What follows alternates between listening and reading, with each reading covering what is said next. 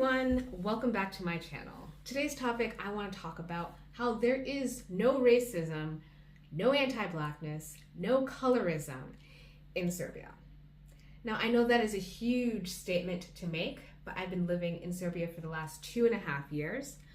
I'm American from a small town in Massachusetts, and growing up, I believe many of my peers have been told that the world is a big, scary place.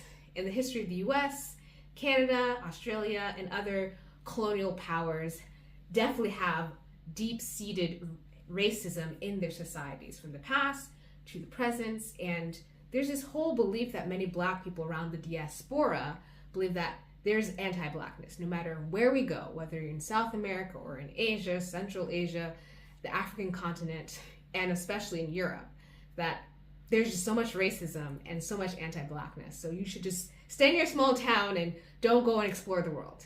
And I knew growing up, I wanted more for myself. I knew that I can't just go based on what people say. Yes, I read a lot of books, but seeing and experiencing for yourself that the world is not as big and scary as it is. And Serbia is one of the only places in the world that has no racism, specifically against Black people. There's no anti-Blackness, so let's dive into this topic.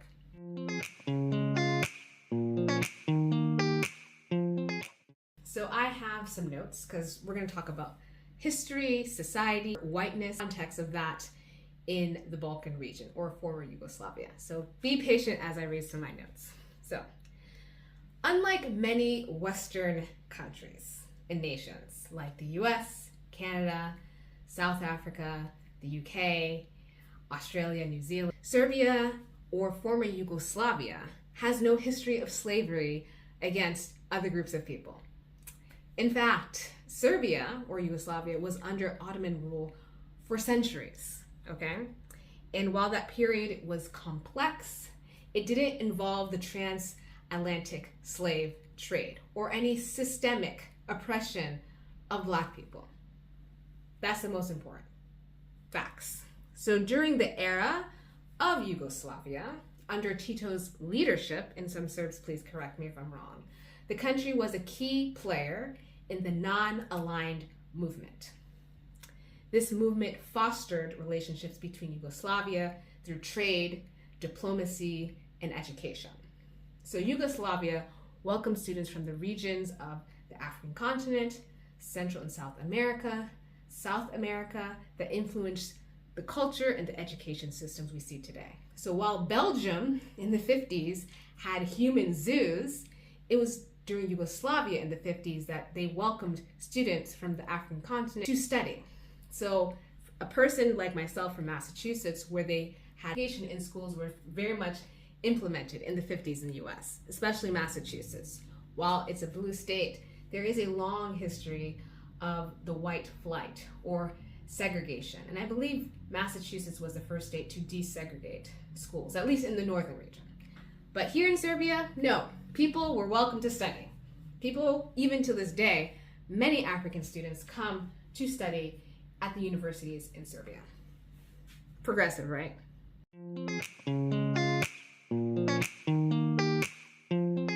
Now, let's not confuse racism with prejudice. Racism is more systemic, as in you can't get a bank loan, you can't live in a certain neighborhood, you can't work in a certain workplace, you have to use separate bathrooms. Any systemic policies, government laws or policies that classify different groups of people or prevent them from socially mixing, marrying, living in certain spaces, getting bank loans, that's racism.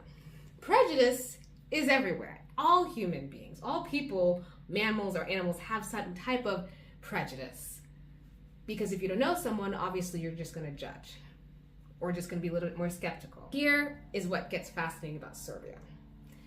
So Serbia, or the Balkan regions, so Serbia, Montenegro, Croatia, Albania, Bosnia, Slovenia, Slovakia, which I know those are in the EU, but technically they're in the Balkans, and Macedonia, has a very different history and lens of how they look at people by race.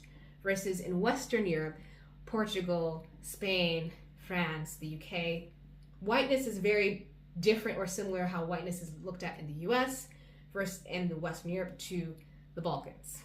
Okay, so in the Balkans, or at least in Serbia, everyone technically is white, okay? However, in the Balkans, what separates people is not by race. It's really more so by ethnicity and religion. So in Serbia, most people are Orthodox Christians. In Bosnia, most people are Muslims. In Croatia, most people are Catholic. Now, during Yugoslavia, and again, Serbs, correct me if I'm wrong, Vienna, they don't have those class of race here. And I remember when I first moved here, they do have a census. And when I was looking at the question, there was nothing about my race. Interesting, right?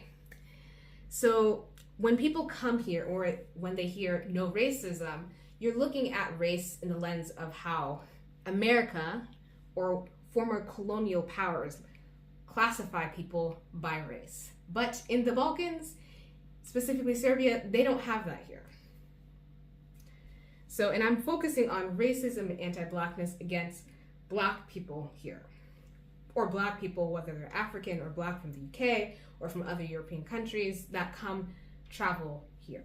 There's no systemic racism. I open a bank account at the bank easily. I rent a property easily. I go to a store and no one's stopping me easily. No one's following me or being suspicious of me.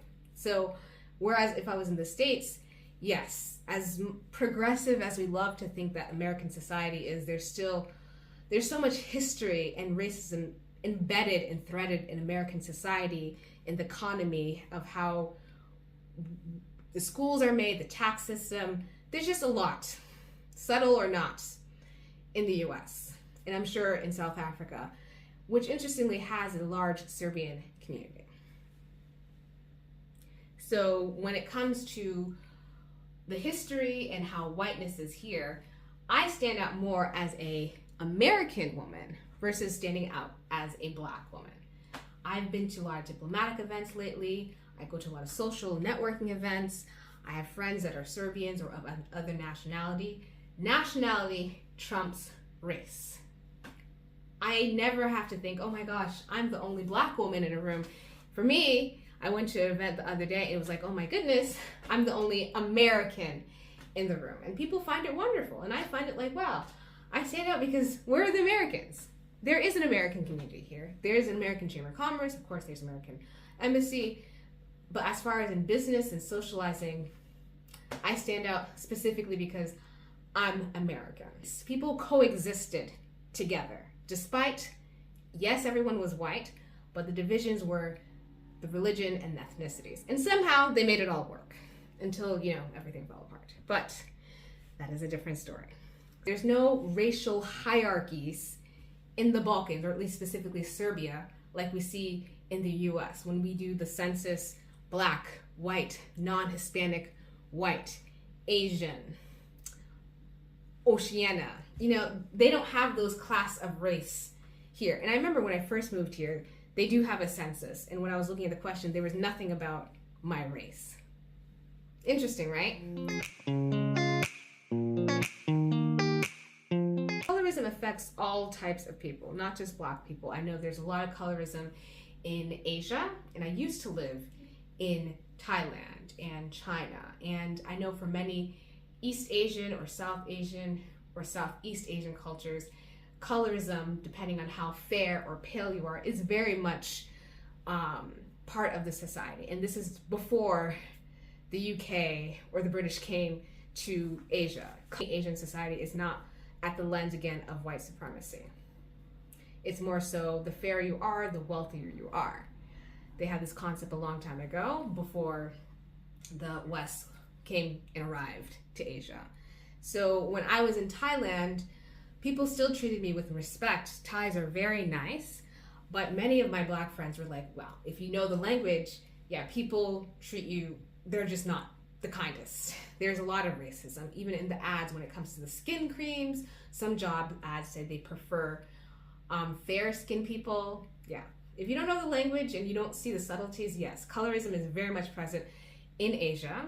Technically in the US, I'm brown or light skinned, But here in Serbia, I'm just a black woman. And I've seen all types of African women, black American, black British people, black Australians. They come here and no one has ever told me, oh wow, I'm dark skinned, so I'm treated differently. Like, people don't, you're black, whether you're light or dark.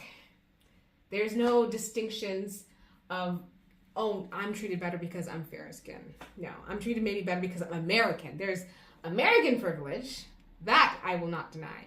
But in regards to color or colorism, no. And I know actually a lot of black women that are married to Serbian men. So they love black women. If you're a good human being, you're a good person, colorism is not a problem here.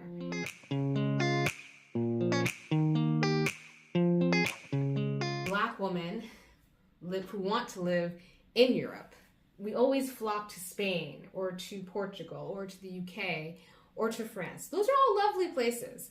But I would say recommend choosing Serbia because as a black woman, you don't have to ever worry about someone being racist against you. And as we are in this movement of living our best life abroad, you definitely want to choose a place where there's no racism, that you are seen as a human, that you have, I guess, passport privilege. You can stretch your currency further. You can find love, friends, build community. There's so many different types of meetup groups, community, religious groups here. Even in my small religious community, I'm the only black woman, but I stand out because I'm the only American. And I've been part of the community for like 3 years, and they love me. So it's really, I want to say, broaden your perspective when you think of Europe. Western Europe is not for me. But I would have to say the Balkans is a really, really underrated region where you can live a fabulous life. And if you want to go to Spain, you can take an easy flight. If you want to go to Switzerland, you can take a flight there. I've been to Zurich. It took an hour and a half. Turkey, which I used to live in, is an hour and a half. It's very easy to travel the continent, but to create a home based where you can live your best life, be in peace, and not worry about racism and classism and colorism and texturism and these microaggressives, it really does affect you.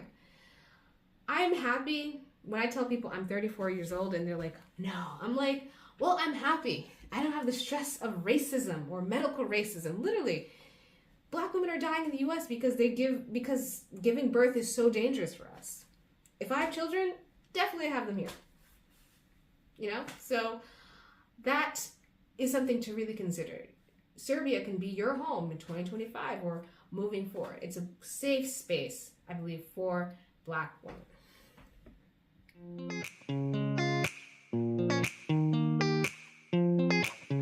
So I want to talk about community and class dynamics. So in the US, and now that people are reaching this class consciousness, correct me if I'm wrong, Serbs, but there is not much class division in Serbian society. Now people are getting wealthier. People are now sending their kids to private schools.